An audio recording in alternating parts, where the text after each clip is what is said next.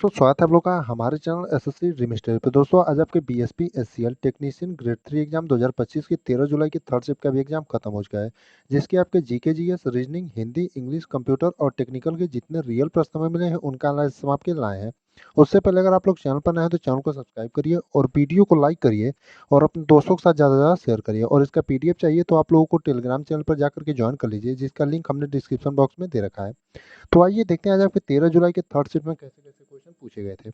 जैसे पहला प्रश्न पूछा था 2011 की जनगणना के अनुसार सबसे कम साक्षरता दर किस राज्य का है। यानी कि 2011 की जनगणना के अनुसार सबसे कम साक्षरता दर जो है किस राज्य का है, ये प्रश्न आपका पूछा गया था। तो जो आपका सही उत्तर हो जाएगा बिहार हो जाएगा, और आपका बिहार का ही एग्जाम भी चल रहा है तो आपके जिस भी ऑप्शन में बिहार दिया रहा होगा वही आपका सही उत्तर हो जाएगा। और कितना होता है तो आपका 61.8% हो जाएगा। यानी कि 2011 की जनगणना के अनुसार किस राज्य की साक्षरता दर सबसे कम है तो आपका बिहार हो जाएगा। एक प्रश्न पूछा था काकोरी कांड नेतृत्व किसने किया था। यानी काकोरी कांड का जो है नेतृत्व किसने किया था। यानी कि आपका जो सही उत्तर हो जाएगा राम प्रसाद बिस्मिल हो जाएगा। यानी काकोरी कांड का नेतृत्व जो है आपका राम प्रसाद बिस्मिल जी ने किया था। हिंदुस्तान रिपब्लिकन पार्टी थी जिसके आपके एक ट्रेन थी उसको जो उसी में आपका लूट किया था। और कब किया था तो 9 अगस्त 1925 को हुआ था। यानी अगर आगे वाले दिनों में आपसे पूछ दे कि काकोरी का कांड कब हुआ था तो आपका 9 अगस्त 1925 को। और इसके नेतृत्व किसने की थी तो रामप्रसाद बिस्मिल जी ने। अगला प्रश्न पूछा था T20 वर्ल्ड कप 2024 की उप विजेता कौन थी। यानी कि T20 वर्ल्ड कप 2024 की उप विजेता कौन थी, ये प्रश्न आपका पूछा था। तो जो T20 वर्ल्ड कप 2024 की उप विजेता टीम थी आपकी दक्षिण अफ्रीका थी। यानी आपके जिस भी ऑप्शन में दक्षिण अफ्रीका दिया रहा होगा वही आपका सही उत्तर हो जाएगा। बाकी अगर आगे वाले दिनों में आपसे विजेता टीम पूछ दे तो विजेता आपकी भारत हो जाएगा। अगले प्रश्न को देखते हैं। तो पूछा था आपका हाल ही में किस भारतीय गेंदबाज ने 400 विकेट लिया है। यानी कि हाल ही में जो है किस भारतीय गेंदबाज ने जो है 400 विकेट अपने पूरे किए इंटरनेशनल के, तो आपका जसप्रीत बुमराह हो जाएगा। यानी कि हाल ही में जसप्रीत बुमराह जो है अपने 400 इंटरनेशनल विकेट पूरे किए हैं। और ये प्रश्न आपका जो है एकदम पूछा गया था इसी प्रकार से कि हाल ही में किस भारतीय गेंदबाज ने अपने 400 इंटरनेशनल विकेट पूरे किए हैं। तो आपका जो सही उत्तर था जसप्रीत बुमराह था। यानी आपके जिस भी ऑप्शन में जसप्रीत बुमराह दिया रहा होगा दोस्तों वही आपका सही उत्तर हो जाएगा। बाकी अगला प्रश्न आपका कंप्यूटर से था सेंटर अलाइनमेंट का शॉर्टकट की क्या होता है।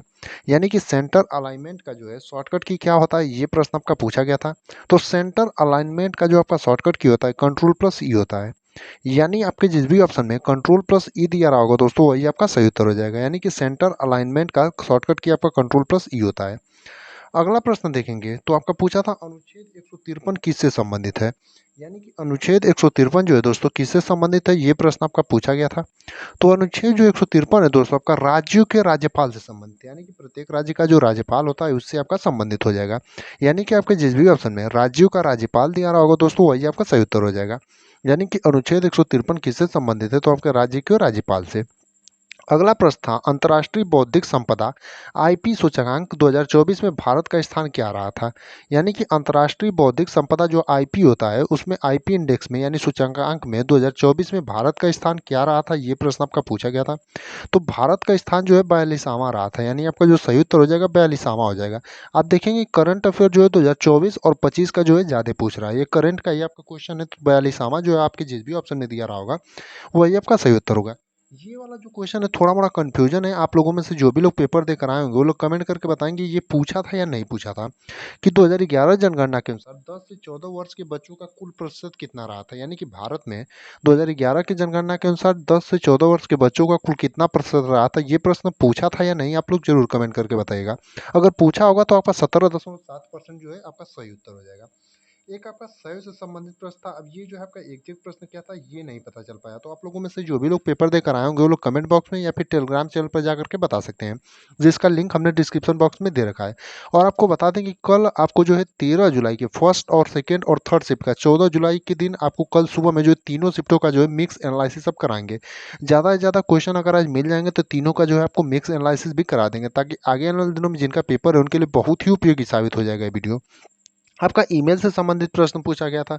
अब ईमेल से संबंधित भी आपका एग्जैक्ट प्रश्न क्या था वो भी पता नहीं चल पाया, तो आप लोगों में से जो भी लोग पेपर देकर आए होंगे वो जरूर बताएंगे। हिंदी में आपका वही है, विलोम, परिवारजिक और गद्यांश से संबंधित थर्ड शिफ्ट में भी प्रश्न पूछे गए थे, क्योंकि इन्हीं टॉपिकों से आपका हिंदी में पूछ रहा है। कंप्यूटर में आपका MS Word, Excel, PowerPoint, email software से यहीं से प्रश्न जो है थर्ड शिफ्ट में भी पूछा गया था। वहीं इंग्लिश में आपका पैसेज से संबंधित प्रश्न पूछा गया था, एंटोनिम से संबंधित प्रश्न था और सिनोनिम से प्रश्न था। यानी कि हिंदी और इंग्लिश में एकदम फिक्स है, पैसेज, एंटोनिम, सिनोनिम्स आपका आना एकदम फिक्स है।